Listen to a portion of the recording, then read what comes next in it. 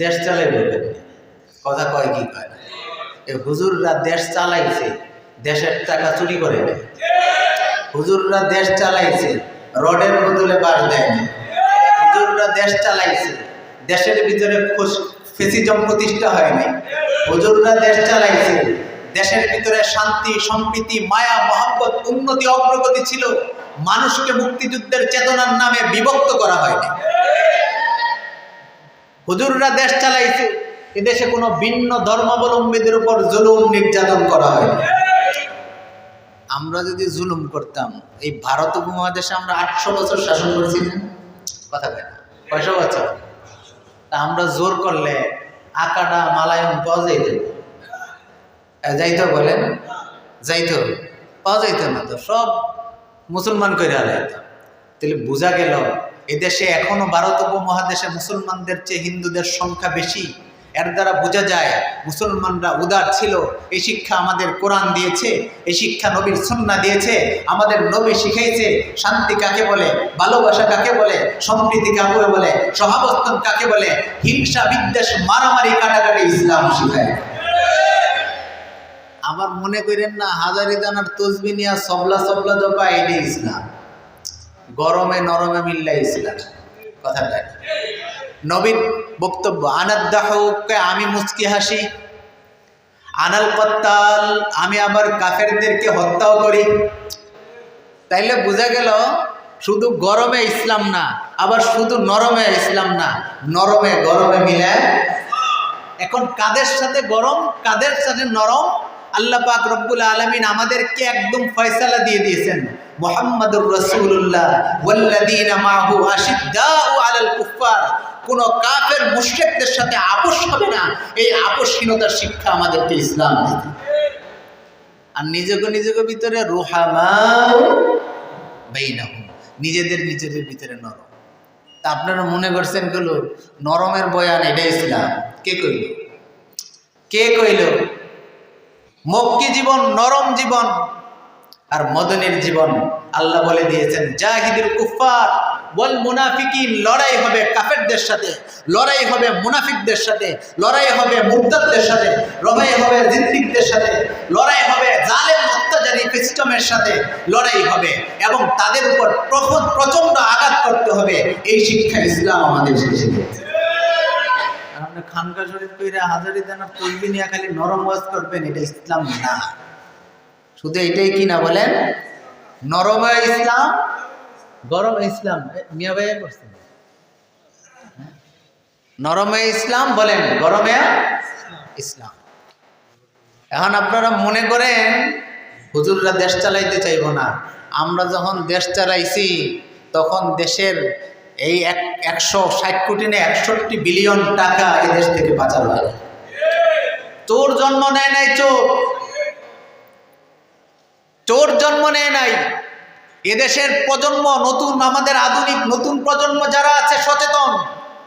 আমি দেখেছি যতই আধিপত্যবাদ এদেশে বিস্তৃত হোক, খ্রিস্টান সংস্কৃতি কালচার এদেশে আমদানি করা হোক, হিন্দুদের যতই আগ্রাসন থাকুক, কাফের মুশরিকদের আস্ফালন যতই থাকুক, আগামীর প্রজন্ম, আমাদের নতুন প্রজন্ম, আমাদের ইসলামের প্রজন্ম, তারা ইসলামী মূল্যবোধে বিশ্বাস। কাগো আবার চেতনা জাগে। আবু জাহেলের বাড়ি তো বাথরুম হবে, আবু জাহেলের অফিস বাথরুম হবে, মায়া লাগে কাগো? বুঝলাম না, কাগো মায়া লাগে? আপনি জানগা যারা গেছে আপনাকে আপায়ে গেছে যেই দিকে, আপনারাও যান সেই দিকে। আমাকে খালি পাকিস্তান পাঠিয়ে, আমরা তো পাকিস্তান যাইতে রাজি না, আমরা মদিনা যাইতে রাজি। কোথায় যাইতে রাজি? আমরা গেছি পাকিস্তান, গেছি 17 বছর। হ্যাঁ, গুলি খাই নাই? খাইছি তো। আন্দোলন করেন, মামলা হামলা শিকার হই নাই? আমরা তো পাকিস্তান যাই নাই, কারণ পাকিস্তান তো আমাদের দেশ না। তবে 5ই আগস্টের এই আন্দোলন বিপ্লবে বুঝাই দিছে কাদের দেশ ভারত আর কাদের দেশ এই দেশ। এই দেশে যারা আছে তারা এই দেশের নাগরিক, যারা চোর লুকায় আছে আর যারা এই দেশের নাগরিক না, হিন্দুদের সেবাদাস, তারা এই দেশ থেকে চলে গেছে। আমরা পলাইন্না জাতি মনে করছে, এ মাইরেই চলে, মরার পরে কিছু আছে? ইনহিয়া ইল্লা ইহতাল হুসনাইন, আমাকে মরলেও লাভ বাঁচলেও লাভ। বলেন মরলেও লাভ, মোটো বয় ডয় আমি করি না। একটা সত্যি কথা, কোনো বয় ডর নেই। আল্লাহর জন্য যদি বেঁচে থাকি সিনা টান করে বেঁচে থাকবো। যদি মরে যাই আল্লাহর দ্বীনের জন্য মরে যাব। তারপরে কোনো কাফের মুশরিক জালেম আর ফেসিবাদের সাথে আপোষ করব। যতই টেলিভিশন চালান, হিন্দি চ্যানেল দেন, টিকটক আর ফেসবুক নিয়ে আসেন, এদেশের যুবকদের দিলে দিলে ইসলাম। এটার পিছনে অবদান এদেশের ওলামায়ে কেরামের, এদেশের ওয়াজ মাহফিলের, এদেশের ইসলামিক কনফারেন্সের।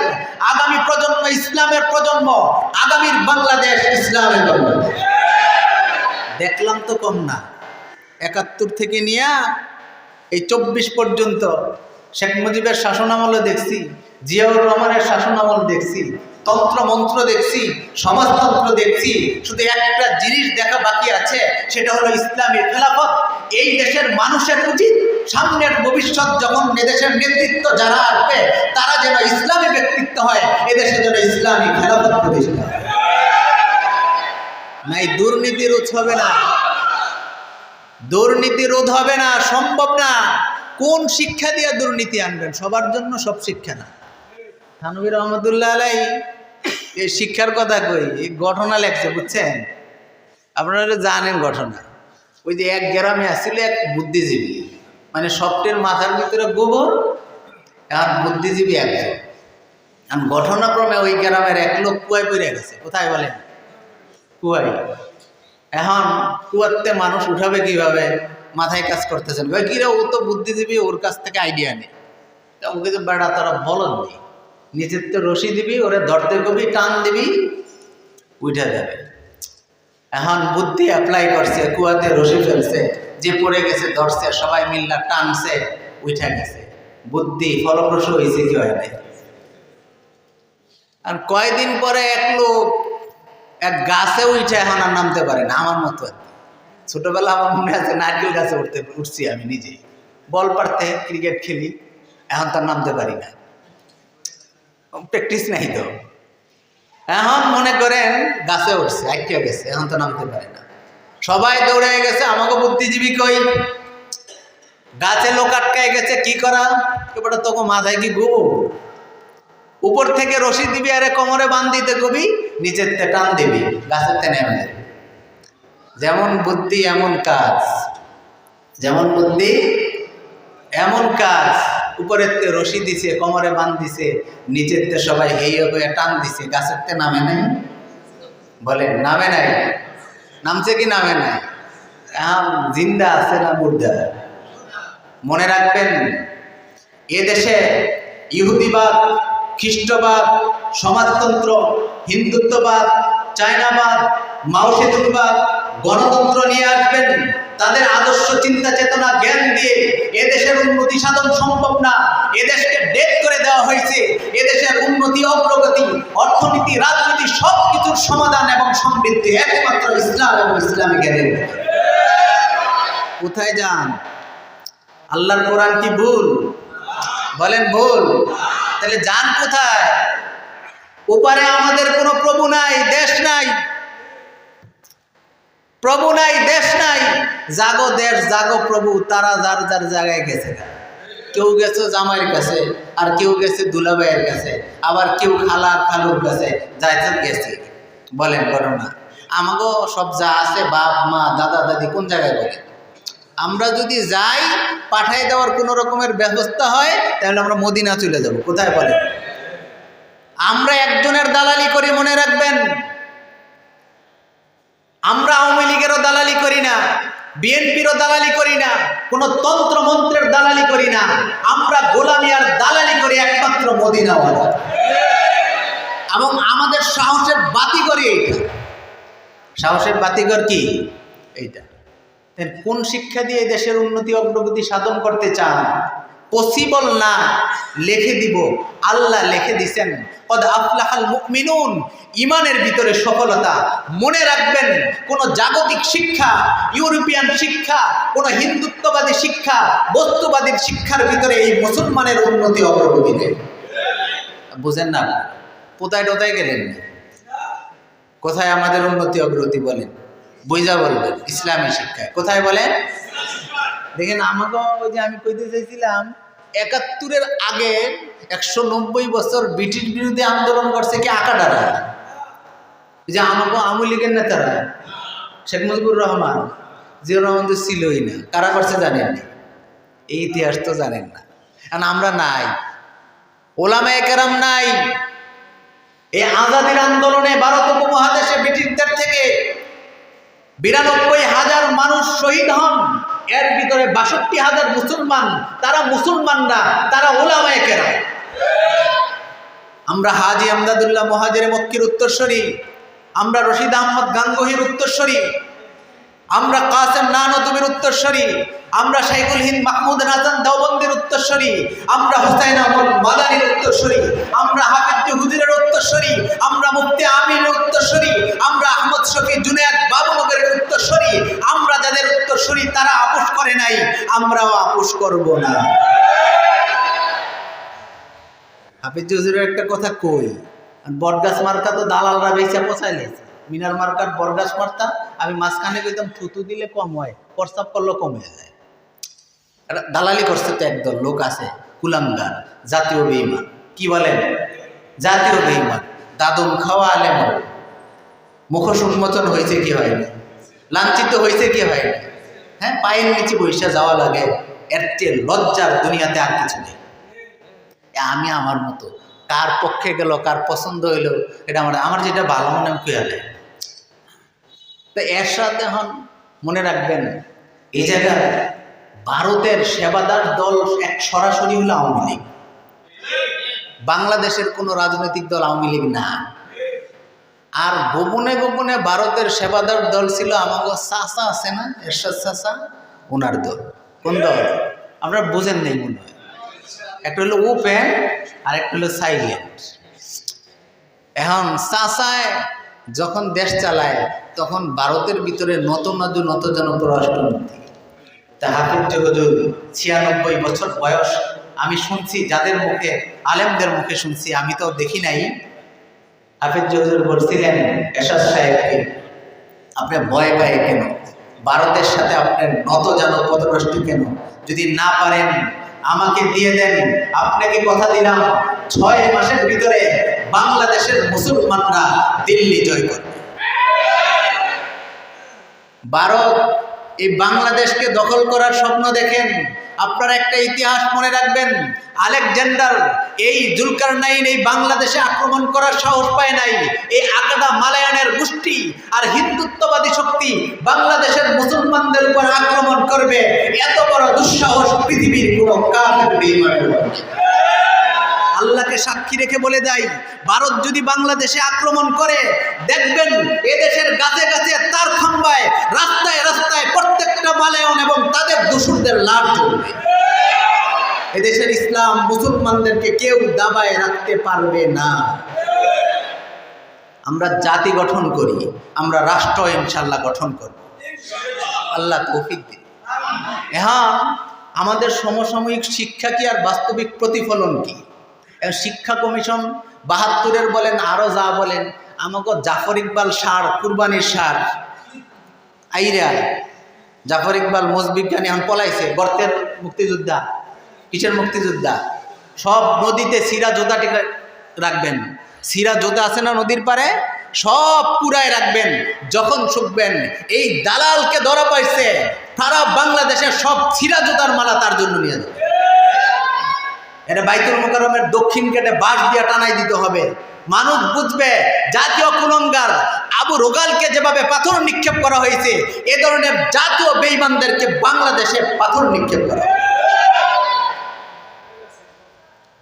গিনাস্তম্ভ আছে না, জুতা নিক্ষেপ, পাথর নিক্ষেপ, থুতু নিক্ষেপ, ঠুন্ডা পিসা নিক্ষেপ। ঠুন্ডা পিসা বোঝেন না, গোবর ঝাড়ু দেয় গোয়ালঘর, ওডিও নিক্ষেপ। ইতিহাসের তো আমরাও, আমি কি খানকা শরীফের হুজুর মনে করি? আমি সব শরীফের, খানকা শরীফও আছি, আবার আন্দোলনেও আছি। আল্লাহ পাক রব্বুল আলামিন সবার হিম্মতকে বাড়াই দেন।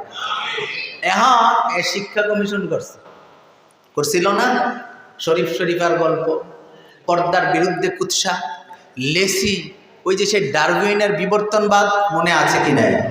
ও স্বাধীন সেন রামসাগর এরে দিয়ে এদেশের ইতিহাস রচনা করা হয়েছে। এদেশে নাকি সেনদের শাসক যখন চলছে তারা সম্প্রীতি, শান্তি, গণতন্ত্র, উদারতা প্রতিষ্ঠা করছে, অথচ তারা জানে না ইসাকা মুসাকা এদেশে এই সকল সেনদের বিরুদ্ধে আন্দোলন করছে কি করে নাই বলে। হ্যাঁ, এগো কমিশনের মূল উদ্দেশ্য কি দেখেন? 4টা। 1 নম্বর শিক্ষা, জ্ঞান, প্রযুক্তিতে দক্ষ। 2 নম্বর নৈতিক মূল্যবোধ সম্পন্ন, নৈতিক। 3 নম্বর জনগণের প্রতি দায়বদ্ধ। 4 নম্বর জনগণের দেশের প্রতি ভালোবাসায় উদ্বুদ্ধ নতুন প্রজন্ম তৈরি করা। তাইলে 1 নম্বর জ্ঞান, জ্ঞান, শিক্ষা, জ্ঞান এবং দক্ষতা তৈরি, এরকম নাগরিক। কারণ বাংলাদেশে এই যে শিক্ষা, জ্ঞান এবং প্রযুক্তিতে দক্ষ নাগরিক তৈরি হয়েছে বলেন। এদেশের সারা পৃথিবীতে ইউনিভার্সিটির রিডিং হয়, একটা তালিকা হয়, আমাদের বাংলাদেশের কোন ইউনিভার্সিটি 1200 ভিতরে থাকতে পারে না। কি শিক্ষা দেয়? 2 নম্বর আসেন নৈতিক মূল্যবোধের প্রশ্ন করবেন। এদেশের জাগতিক শিক্ষার ভিতরে কোনো নৈতিক মূল্যবোধ নাই। এরা সন্ত্রাসী, এরা গণহত্যাকারী, এরা হেলমেট বাহিনী, এরা লাঠিয়াল বাহিনী, এরা মাদক সেবী, এরা জিনাখোর, এদের ভিতরে কোনো নৈতিকতা নাই। বলেন কলেজ ইউনিভার্সিটির ছাত্ররা কি করে? বলে আমাকে হেলমেট বাহিনী যে পলাইছে কি করছে? সেঞ্চুরিয়ান আছে না নাই? সেঞ্চুরি মানে ক্রিকেট খেলায় নেই, 10 রানের সেঞ্চুরিয়ান। এবার আসেন, আমি তো ব্যাখ্যা বলা দরকার ছিল, আমার বড় ভাই মিয়া ভাই চলে আসছেন। এবার 3 নম্বর আসেন, দেখেন জনগণের কাছে দায়বদ্ধ। আচ্ছা, যারা আমরা সরকারি চাকরি করি এরা কি আমার কাছে দায়বদ্ধ না আমরা এর কাছে দায়বদ্ধ? বলেন মাল ছাড়া কাজ হয় না। কি হয় না? অফিস আদালত বুঝেন না? মাল ছাড়া কি হয় না? এরা তো মরবো না, এগুলোকে কবর নাই, হাসন নাই, নাসন নাই। যদি কারো কবর আর মরার ভয় থাকে সে কোনো অন্যায় অবিচার করতে পারে না। ওপেন সিক্রেট দুর্নীতি করে এর বিরুদ্ধে কথা বলা যাবে না। একেবারে চ্যালেঞ্জ করে বললাম, চ্যালেঞ্জ, এদেশের ভিতরে একমাত্র দুর্নীতি মুক্ত প্রতিষ্ঠান এদেশের কওমি মাদ্রাসা। আর কোন প্রতিষ্ঠানের প্রিন্সিপাল দায়িত্বশীলরা মুখ ফুলায় বলতে পারবে না আমাদের প্রতিষ্ঠানের ভিতরে দুর্নীতি আর অনীতি হয় না। তা আমাদের প্রতি দায়বদ্ধতা কি? শিক্ষা, বিসিএস ক্যাডাররা, বড় শিক্ষিত ডাক্তাররা, এরা আমাদের প্রতি কি দায়বদ্ধতা সৃষ্টি করছে? তাহলে এই শিক্ষায় দায়বদ্ধতা তৈরি হয়নি। 2 নম্বর দেশের ভালোবাসায় উদ্বুদ্ধ। দেশের ভালোবাসায় আমি তো দেখি কেউ আমাকে দেশের ভালোবাসায় উদ্বুদ্ধ না। অনেকে পিয়ারে হিন্দুস্তান, আবার অনেকে পিয়ারে খ্রিস্টান। বলেন অনেকে পিয়ারে হিন্দুস্তান, আবার অনেকে পিয়ারে খ্রিস্টান। আছে না নাই? আছে না নাই? বলেন ভালো করে বুঝা কই। তাহলে শিক্ষার যে মূল লক্ষ্য নির্ধারণ করা হয়েছে 4টা, এই শিক্ষা ব্যবস্থার মাধ্যমে আমাদের এই প্রজন্মকে এই 4 মূল থিমসে গঠন করা যাবে না, গড়ন করা যাবে না। করতে হবে কোথায়? বস্তুবাদী কোনো শিক্ষার দ্বারা সম্ভব না। এর জন্য ইসলামী শিক্ষায় আসতে হবে, যেই শিক্ষায় তাওহীদ শিখায়, যেই শিক্ষায় একত্ববাদ শিখায়, যেই শিক্ষায় কবর শিখায়, যেই শিক্ষায় মৃত্যুর ভয় শিখায়, হাসর শিখায়, মিজান শিখায়, জান্নাত শিখায়, জাহান্নাম শিখায়, আল্লাহর ভয় যে শিক্ষায় শিখায়, একমাত্র তারাই এই 4 উদ্দেশ্য লক্ষ্য বাস্তবায়ন করতে পারে। তারাই এদেশের সুনাগরিক। ভালো লোক পান না, এদেশের কওমি মাদ্রাসা নিয়োগ দেন, দুর্নীতি 90% কমে যাবে। চ্যালেঞ্জ দিয়ে বলবেন। বলেন সম্ভব কি সম্ভব? হ্যাঁ, সুদূর প্রসারী প্ল্যান, সুদূর প্রসারী। মনে করেন না 24-এর পরে আমরা নতুন বাংলাদেশ পাইছি। আমি দেখতেছি না আমাদের লড়াই বন্ধ হয় নাই। আধিপত্যবাদের বিরুদ্ধে লড়াই বন্ধ হয় নাই। ভারতের আধিপত্যবাদের বিরুদ্ধে, সংস্কৃতির আধিপত্য বিরুদ্ধে লড়াই করতে হবে। কাফের মুশরিক খ্রিস্টানদের আধিপত্যবাদের বিরুদ্ধে কিয়ামত পর্যন্ত আমাদের লড়াই করতেই হবে, করতেই হবে। মুসলমানরা বসে থাকলে হবে না, বসে থাকার সময় নেই। যুবকরা তো মাঠে আসে, যে যার জায়গা থেকে মাঠে থাকবো। আল্লাহ পাক রব্বুল আলামিন